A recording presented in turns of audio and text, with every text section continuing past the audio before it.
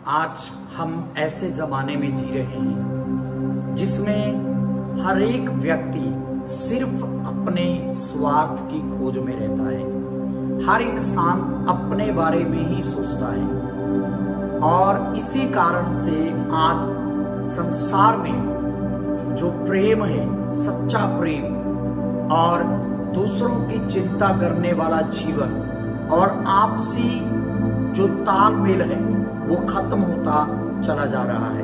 परंतु आज मैं परमेश्वर के वचन से आपके साथ एक वचन को साझा करना चाहता हूं। फिलिपियों की पत्री उसका 2 अध्याय और उसके 4 वचन में परमेश्वर का वचन हमें कहता है, हर एक अपने ही हित की नहीं वरन दूसरों के हित की भी चिंता करे।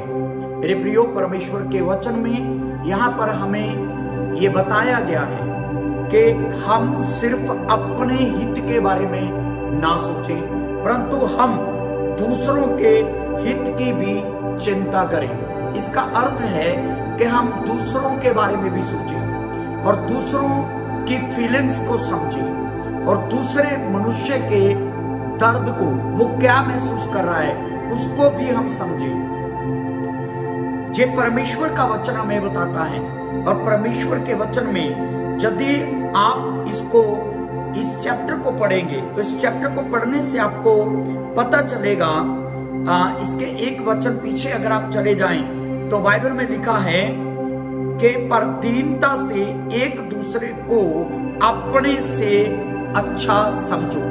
आज दुनिया में सबसे बड़ी समस्या है, हर व्यक्ति यही दर्शाने में लगा हुआ है कि सबसे अच्छा मैं हूं। जब कभी भी अच्छे की बात आती है तो हम दूसरों को कभी भी अच्छा नहीं समझते हैं। हम समझते हैं कि मेरे से अच्छा कोई नहीं है और हम हमेशा अपनी फीलिंग्स को आगे रखते हैं और हम हमेशा कहते हैं उसने मेरे साथ ये किया, उसने मुझे हर्ट किया, उसको ऐसे नहीं करना चाहिए था ना, मैं ये महसूस कर रहा हूं। पर हम कभी नहीं सोचते कि वो दूसरा व्यक्ति वो हमारे जीवन से क्या महसूस करता है, हमारे स्वभाव से क्या महसूस कर रहा है, हमारी बातों से वो क्या फील करता है।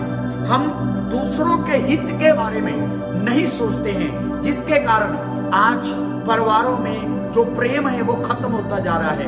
भाई भाई के विरोध में खड़ा हो रहा है, माँ बेटी के विरोध में खड़ी हो रही है और बेटी माँ के विरोध में खड़ी हो रही है और सास बहू का झगड़ा वो बढ़ता चला जा रहा है। पति और पत्नी के झगड़े जो हैं वो बढ़ते चले जा रहे हैं, क्योंकि हम दूसरों के हित के बारे में बहुत कम सोचते हैं, या मैं यूं कहूंगा कि हम उनकी चिंता ही नहीं करते हैं। मैं एक छोटी सी स्टोरी से आपको कुछ समझाना चाहता हूं। एक बार एक माँ ने अपने पुत्र की शादी की।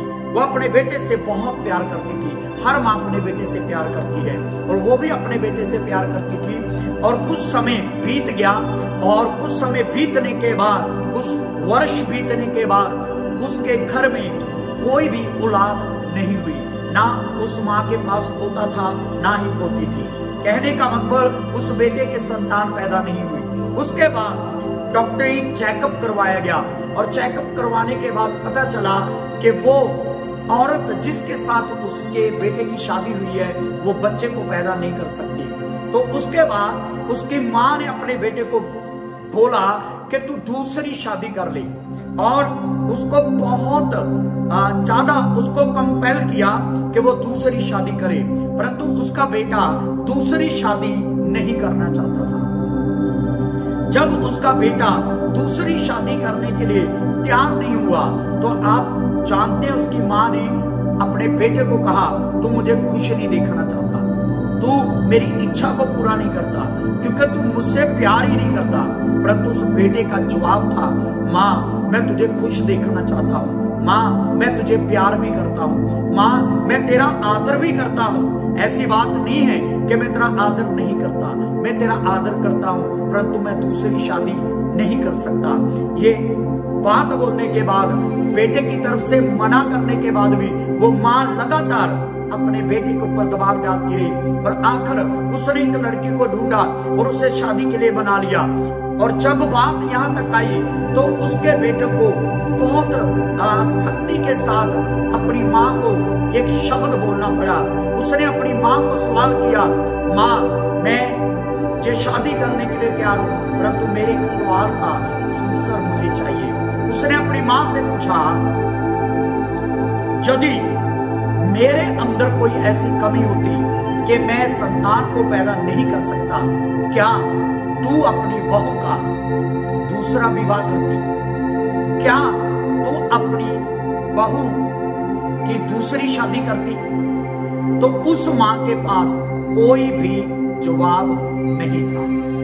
जब उसकी मां चुप हो गई तो उसके बेटे ने अपनी मां को समझाया कि मां, मेरी पत्नी के अंदर भी कुछ फीलिंग्स हैं, उसके अंदर कुछ भावनाएं हैं और मैं उसकी फीलिंग्स के साथ खेलना नहीं चाहता, मैं उसे कष्ट नहीं देना चाहता, मैं उसे दुख देना नहीं चाहता। आपको मालूम है, उसके बाद जीवन भर उसकी मां ने उसकी शादी का, दूसरी शादी का नाम नहीं लिया।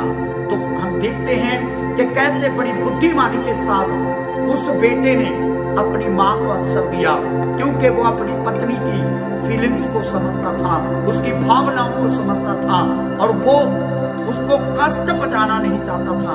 काश हम सब लोग ऐसा सोचें, हम सब अपने परिवार में एक दूसरे के लिए ऐसा सोचें, तो हमारा परिवार जो है वो एक सुंदर परिवार बन जाएगा और हम एक दूसरे की कदर करेंगे, एक दूसरे की इज्जत करेंगे, दूसरे की फीलिंग्स को हम समझ पाएंगे और परमेश्वर का प्यार जो है वो हमारे दिलों में उमड़ना शुरू होगा।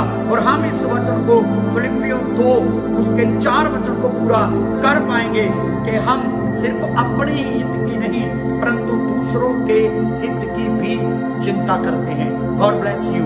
प्रभु आपको आशीष दे।